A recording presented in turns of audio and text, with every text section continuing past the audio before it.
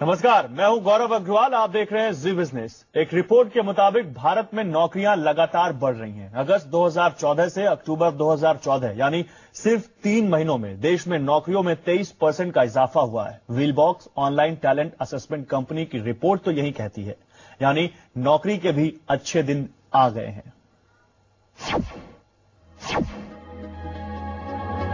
नौकरियों के लिए ये बेहतरीन वक्त है। ISR 2015 के रिपोर्ट में कुछ इसी तरह का खुलासा हुआ है। व्हीलबॉक्स एम्प्लॉयबिलिटी स्किल टेस्ट के मुताबिक अगस्त से अक्टूबर के बीच किए गए इस सर्वे के रिपोर्ट के मुताबिक 2014 में अगस्त से लेकर अक्टूबर तक के बीच के महीनों में देश में करीब 20% नौकरियों का इजाफा हुआ है। दरअसल इंडिया स्किल रिपोर्ट 2015 125 कंपनियों से बातचीत के आधार पर तय की गई है, जिसमें 3 लाख लोगों ने हिस्सा लिया, जिसमें 37.2% लोग कॉर्पोरेट में काम करने के योग्य पाए गए, जबकि पिछले साल ये संख्या 1/3 को ही छू पाई थी। नौकरी पाने के लिए टेस्ट देने में हमेशा की तरह इस बार भी फार्मा और इंजीनियर नंबर 1 पर रहे। आर्ट फील्ड में लोगों में रोजगार पाने की योग्यता में पिछले साल की तुलना में बढ़ोतरी दर्ज की गई, जो 19.1% से बढ़कर 29.8% पर पहुंच गई है। लेकिन बीकॉम, BSc, ITI और पॉलिटेक्निक कुछ ऐसे क्षेत्र रहे जहां पर इनकी संख्या में 1 से 3% तक की गिरावट दर्ज की गई है। व्हीलबॉक्स ऑनलाइन टैलेंट असेसमेंट कंपनी का सर्वे ऑल इंडिया के बेसिस पर किया गया है। सर्वे पर नजर डालें तो फार्मा क्षेत्र में 56% लोग, जबकि इंजीनियरिंग के क्षेत्र में 54% लोग रोजगार के काबिल पाए गए। ITI में 44, MCA में 45 और MBA में 43% लोग रोजगार की योग्यता रखने वाले मिले। आर्ट्स, कॉमर्स और पॉलिटेक्निक में ऐसे लोगों की संख्या 33% से भी कम देखने को मिली। इन आंकड़ों से साफ पता चलता है कि आर्ट्स, कॉमर्स और पॉलिटेक्निक के छात्रों को रोजगार लायक बनाने के लिए विशेष ध्यान देने की जरूरत है, यानी कि स्किल डेवलपमेंट की जरूरत है। हालांकि रोजगार के मौके बढ़ाने के लिए स्किल डेवलपमेंट पर सरकार ने कोशिश शुरू कर दी है। यहाँ तक कि मोदी सरकार ने नए मंत्रालय का गठन भी किया है। पहले स्किल डेवलपमेंट एक डिपार्टमेंट, एक मिनिस्ट्री का एक हिस्सा था, तो कई मंत्री थे मोदी गवर्नमेंट में जो मल्टीपल मिनिस्ट्रीज देखते थे। अब जो है मिस्टर रूडी आए हैं जो स्पेशली एक स्किल मिनिस्टर है, तो ऐसा लगता है कि अभी वो फोकस्ड अटेंशन देंगे और जो प्रधानमंत्री ने स्किल्स के लिए एक जो मन में सोच रखी है वो साकार होगी और आगे जाकर के जो भी भारत में युवा है जो स्किल डेवलपमेंट में हिस्सा लेने चाहते हैं और उसके द्वारा एम्पावर होने चाहते हैं, वो आगे जाके इसको एक तरीके से हकीकत में बदलेंगे। रोजगार पाने में उम्र भी अपनी भूमिका अदा कर रहा है। 18 से 21 साल के आवेदकों को सबसे अधिक 39.36% लोगों को रोजगार के मौके दिए गए। वहीं 22 से 25 साल के 34% लोग नौकरी पाने में सफल रहे हैं, जबकि 26 से 29 साल के 30% लोगों को नौकरी दी गई। वहीं रोजगार लायक स्किल रखने वालों की संख्या की बात की जाए तो सबसे अधिक राजस्थान, आंध्र प्रदेश, हरियाणा, केरल और कर्नाटक जैसे राज्यों ने अपनी स्थिति पिछले साल की तरह बरकरार रखी है। इस साल सूची में शामिल होने वाले नए राज्यों में यूपी, तमिलनाडु, पश्चिम बंगाल और उड़ीसा शामिल हैं। वहीं रिपोर्ट के मुताबिक काम करने के देश में पसंदीदा शहर चेन्नई, NCR, बेंगलुरु, अहमदाबाद, कोयम्बटूर, चंडीगढ़ और हैदराबाद हैं। ब्यूरो रिपोर्ट, जी मीडिया। नौकरी के अच्छे दिन आ गए हैं क्या? यही हम आज अपने इस खास प्रोग्राम में लेकर आए हैं। हमारे साथ कुछ खास मेहमान भी जुड़ चुके हैं। मेरे साथ दिलीप चुनाव जुड़ चुके हैं। आप MD एंड CEO हैं NSDC यानी नेशनल स्किल डेवलपमेंट कॉर्पोरेशन के। सर, आपका बहुत स्वागत है जी बिजनेस पर। और मेरे साथ इस वक्त है डॉक्टर मीनाक्षी नायर, आप प्रेसिडेंट हैं इताशा की एक NGO जो कि यूथ की एम्प्लॉयबिलिटी के लिए काम करता है। आप दोनों का बहुत स्वागत है। सबसे पहले मिस्टर चुनाव, मैं आपके पास आना चाहूंगा। व्हीलबॉक्स ऑनलाइन टैलेंट असेसमेंट कंपनी की एक स्किल टेस्ट रिपोर्ट आई है, उसका एक सर्वे है। वो कह रहे हैं कि अगस्त के बाद से अक्टूबर तक करीब 23% नौकरियों में इजाफा हुआ है, यानी अगर सिंपल शब्दों में कहें तो नौकरियों के अच्छे दिन आ गए हैं। आपका क्या कहना है इसमें? जो वीबॉक्स का जो रिपोर्ट रिलीज किया गया था वो मेरे 10 तारीख को रिलीज किया गया था। वो CIA के एक फंक्शन में था जिसमें मैं भी वहां पे मौजूद था, और उनके आंकड़ों के तरह जो उन्होंने एनालिसिस किया है पिछले साल के द्वारा इस साल नौकरियों की जो उन्होंने कंपनी सर्वे किए हैं उनमें बढ़ोतरी हुई है। इसके दो कारण है। एक, जो अभी धीरे धीरे आप देख रहे हैं कि इकोनॉमिक एनवायरनमेंट में एक पॉजिटिव डायरेक्शन आ रही है और कंपनीज जो है आगे जाकर आगे जो एक्सपेंशन की जो वो प्रयास कर रहे हैं उसके लिए उनकी वो हायरिंग अभी जारी है। और ये जो सेगमेंट्स जो उन्होंने कहा था, जैसे फार्मास्यूटिकल कहा था और इंजीनियरिंग में कहा था, ये एक तरीके से एक फोकस्ड सेगमेंट में है और उसमें ग्रोथ रेट्स जो है बढ़ रहे हैं। तो इसलिए आप देख रहे हैं कि जो ग्रोथ रेट्स के कारण उनको ज्यादा लोग चाहिए और नौकरियां भी उस क्षेत्र में मिल रहे हैं। मिस्टर चिनॉय, मतलब आपका कहना है कि हाँ ऐसा हो रहा है। आपके पास आऊंगा। मीनाक्षी मैम, मैं आपके पास आना चाहता हूं। आप यूथ की एम्प्लॉयबिलिटी के लिए काम करते हैं, आपका एनजीओ काम करता है। जो ये रिपोर्ट है, इससे आप कितना सहमत हैं और क्या आपको लगता है कि वाकई नौकरियों के अच्छे दिन आ रहे हैं?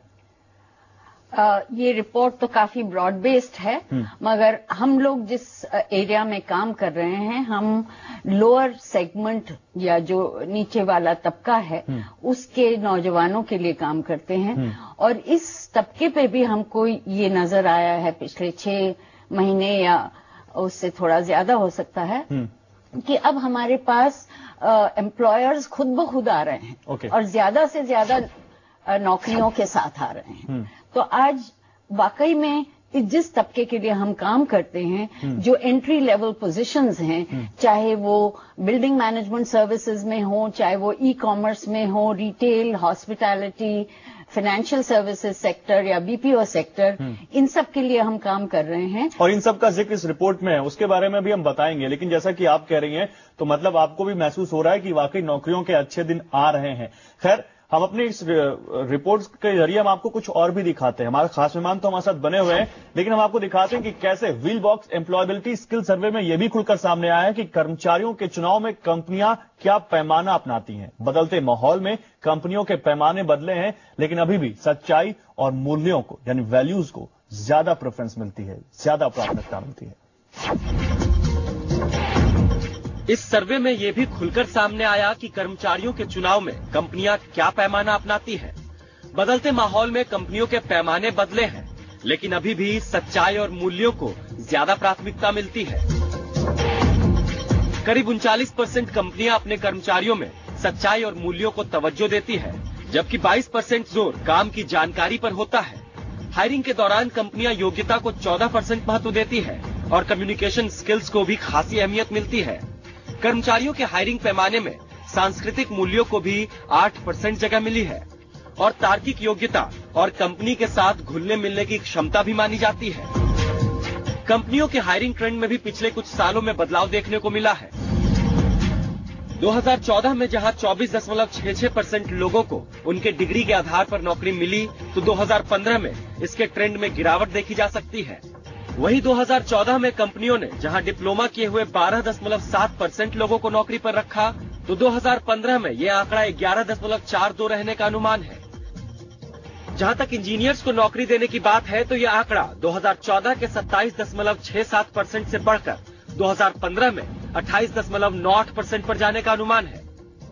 कंपनियों ने 2014 में आईटीआई किए हुए करीब 6.89% लोगों को रोजगार के अवसर उपलब्ध कराए, तो 2015 में इसके 7.37% पर जाने की उम्मीद है। मैनेजमेंट की डिग्री लेकर नौकरी पाने की कोशिश में लगे लोगों पर कंपनियों ने भरोसा जताते हुए 2014 में जहां 21.96% को रोजगार के अवसर दिए, तो वहीं 2015 में इसके 22.24% तक जाने की उम्मीद है। वोकेशनल कोर्स किए हुए लोगों के रोजगार देने के ट्रेंड में भी बदलाव हुआ है। 2014 में जहां यह आंकड़ा 6.13% है, वहीं इसके 2015 में 6.87% तक जाने की आशा है। तकनीक की बदलती दुनिया ने भले ही कंपनियों के हायरिंग ट्रेंड्स बदल दिए हो, लेकिन अभी भी इंटरनल रेफरेंस ही भर्ती में अहम भूमिका निभाता है। कंपनियों में नए कर्मचारियों की भर्ती के दौरान इंटरनल रेफरल सबसे अधिक पसंदीदा साधन बना। 2013 में इंटरनल रेफरल के जरिए जहां 22.11% लोगों को नौकरी मिली, तो 2014 में यह आंकड़ा 22.79% के करीब रहा। साल 2013 में कंपनियों ने जॉब पोर्टल्स के जरिए करीब 33.98% लोगों को हायर किया, जबकि 2014 में इसमें गिरावट देखी गई है और ये 20.35% पर ही ठहर गया। कंसल्टेंसी के जरिए नौकरी पाने वालों की हिस्सेदारी 2013 में 15.88% रही, तो 2014 में ये आंकड़ा थोड़ा ही बढ़ा। वहीं नई भर्तियों के लिए कंपनियों ने सोशल मीडिया का भी इस्तेमाल किया है और इसमें 2013 के 6.6% के मुकाबले 2014 में ये 11.5% के स्तर पर पहुंच गया। इसके अलावा 2013 में दूसरे साधनों के जरिए जहां 4.62% लोगों को नौकरी मिली, तो 2014 में ऐसे लोगों की हिस्सेदारी 5.53% के स्तर पर थी। रिपोर्ट के मुताबिक नौकरी की तलाश करने वालों ने वैसे राज्यों को तरजीह दी जहां पर कई सेक्टर्स के कंपनियों की उपस्थिति थी। इसमें गुजरात, कर्नाटक, दिल्ली एनसीआर और महाराष्ट्र शामिल है।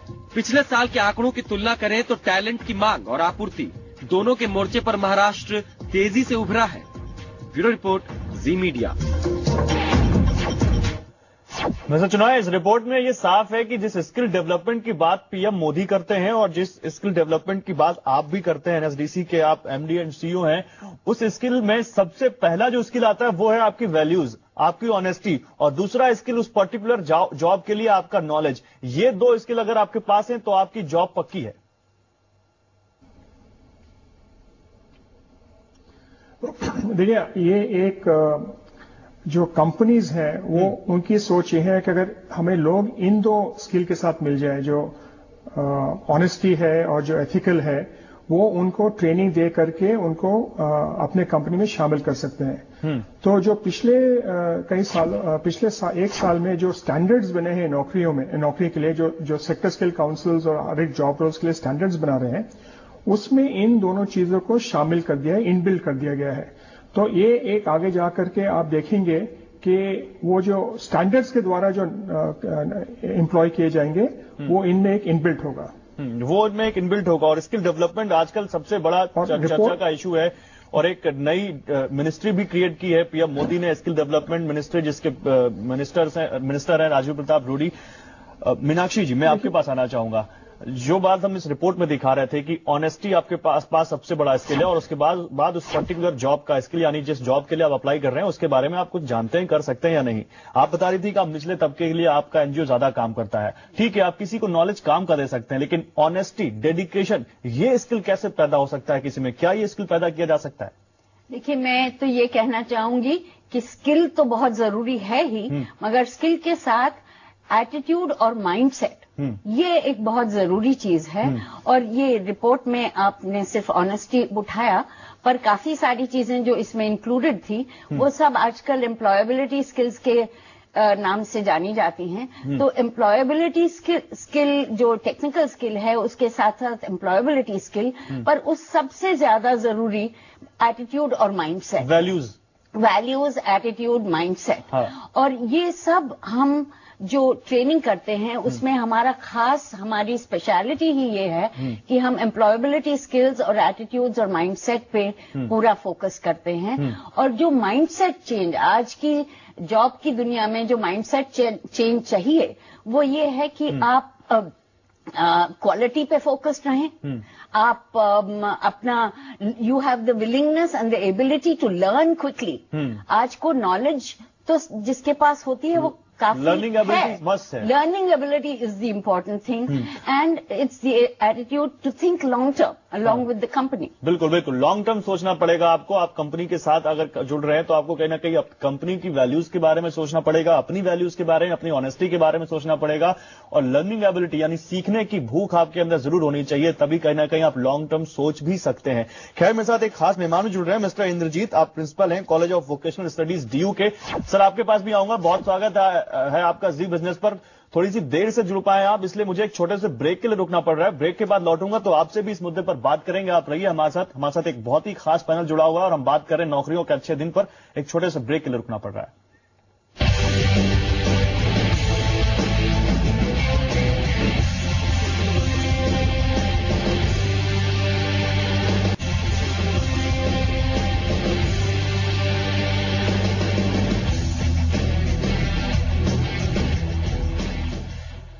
तो हम बात कर रहे हैं नौकरियों के अच्छे दिन, Wheebox employability survey report आई है Wheebox online talent assessment company की, जिसके मुताबिक 23% नौकरियां बढ़ी हैं अगस्त से लेकर अक्टूबर तक, और इसमें स्किल डेवलपमेंट की भी हम बात कर रहे हैं। हम आपको कुछ और भी खास दिखाना चाहते हैं, लेकिन मेरे साथ मिस्टर इंद्रजीत जुड़े हुए हैं। Doctor Indrajit, college of vocational studies DU के आप प्रिंसिपल है, और क्योंकि हम आपसे सवाल नहीं ले पाए थे ब्रेक से पहले इंद्रजीत जी, इसलिए आपके पास आ रहे हैं।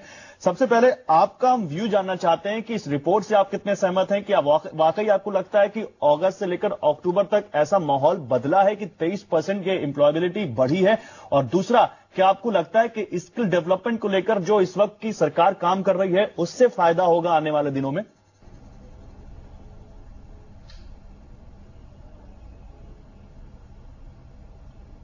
सर, क्या आप तक मेरी आवाज आ रही है? डॉक्टर इंद्रजीत, लगता है उन तक आवाज नहीं जा रही। ठीक है, हम आपको एक रिपोर्ट दिखाते हैं, फिर उनके पास जाने की कोशिश करेंगे। दरअसल wheel box employability skill survey के मुताबिक तो कम से कम देश के युवा अपने अच्छे भविष्य की उम्मीद कर सकते हैं। जी हां, मोदी सरकार ने तो बाकायदा एक नए मंत्रालय को भी स्थापित भी किया, स्किल डेवलपमेंट मिनिस्ट्री। इस रिपोर्ट में देखिए कि देश में काम करने के लिए पसंदीदा टॉप 10 शहर, टॉप 10 सिटीज कौन कौन सी हैं।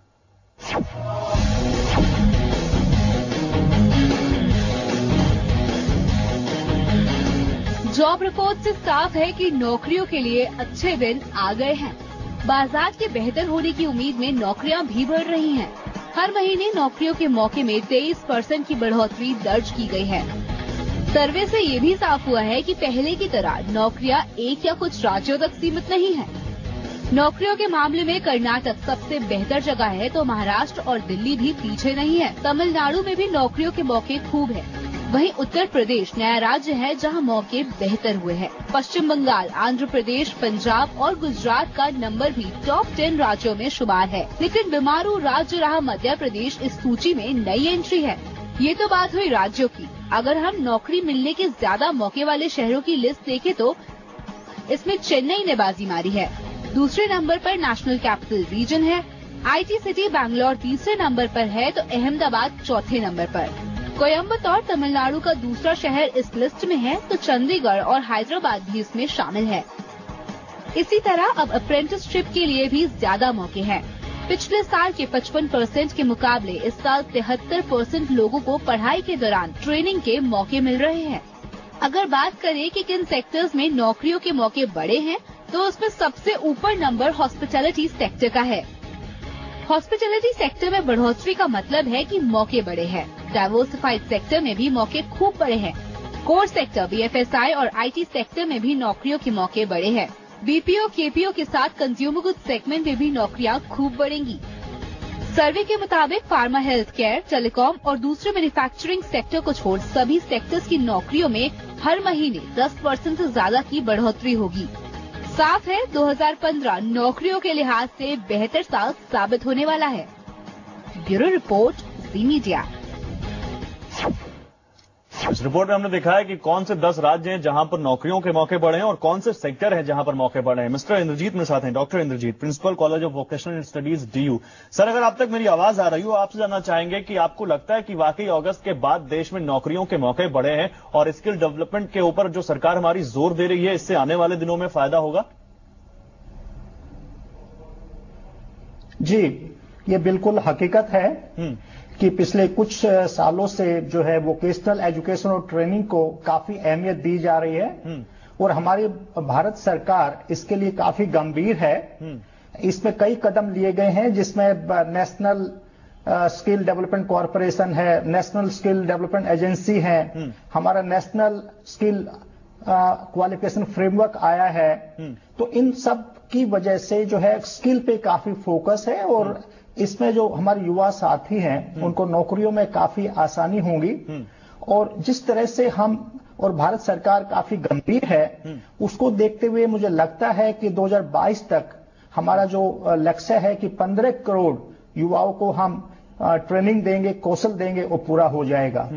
तो मुझे लगता है कि जैसे जैसे स्किल बढ़ेगा, कौशल बढ़ेगा, तो उसके साथ साथ जो नौकरियां हैं वो आसानी से हमारे युवा साथियों को। हाँ, मौके मिलेंगे लोगों को, ये आप मानते हैं मिस्टर दिलीप चुनाव। लेकिन मेरा सवाल आपसे ये है कि हम स्किल डेवलपमेंट की जब बात करते हैं तो ये एक बहुत बड़ा क्षेत्र हो जाता है, बहुत ब्रॉड है। इसमें आप बहुत प्राइमरी स्टेज पर खड़े हैं स्किल डेवलपमेंट के लिए, और आपसे बेहतर शायद ही कोई बता पाए कि इसमें इस वक्त देश की जरूरतें क्या है। और दूसरा, अगर मैं बात करूं एक शख्स के लिहाज से, एक ऐसे आदमी के लिहाज से जिसको स्किल अपना डेवलप करना है लेकिन उसको मालूम नहीं कि वो जाए कहां।